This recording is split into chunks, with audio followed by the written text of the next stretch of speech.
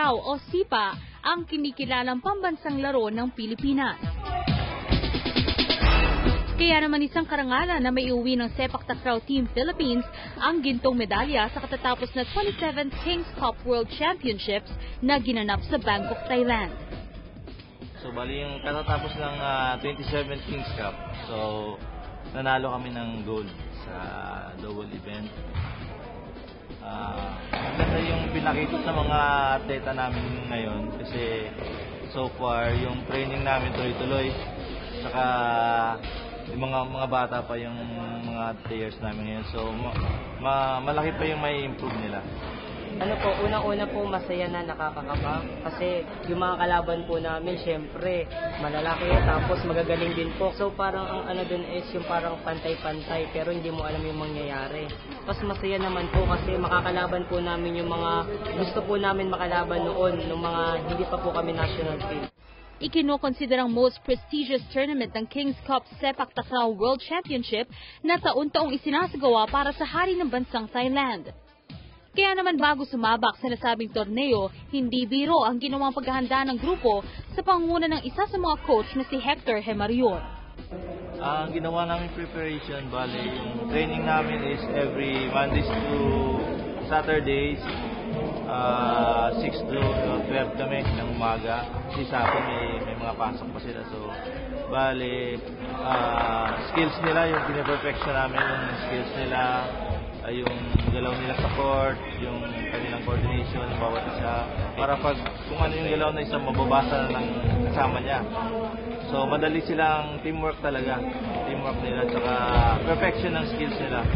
Yun yung saka yung puso nila pag naglaro, bigay talaga. Yung una po, syempre, kinondisyon po namin yung mga katawan po namin. Hindi lang po, syempre, condition sa katawan. Pag ganun din po sa isipan po, kumbaga, mental training. Tapos kung ano po yung regular na ginagawa namin pag wala pong competition, yung may competition po, mas lalo pa po namin pinag-doble yung namin, yung stretching, tapos yung pag-focus po sa laro. Yun po. At talaga nga namang hindi matatawaran ang kanilang ipinakitang kahusayan sa larangang ito matapos talunin ang 23 bansang kalahok dito. Sa tingin ko yung advantage ng mga players ko siguro mga bata sila. Mas fresh sila mas yung skills nila pataas ng pataas Nandun na sila sa magpipick na sila, so saka yung puso nila pag naglaro sila binibigay nila talaga, iniisip nila talagang basta mapakita lang nila yung pinag-insayuhan nila dito, mataasan pa nila doon, maganda na yung performance, mas maganda yung kalalabasan.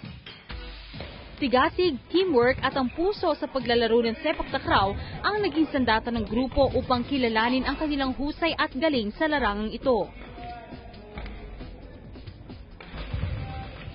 Siguro puso ng mga players namin sa laro, saka sa Panginoon siguro papasalamat din kami kasi kung wala yung mga players namin sa Panginoon, kung hindi dinupad siguro silver lang kami. So siguro saka yung mga bata talaga gustong gusto manalo, kaya yun yung pagpupursige nila sa bawat isa nila kanila, yun yung nag-drive ng goal para manalo ka.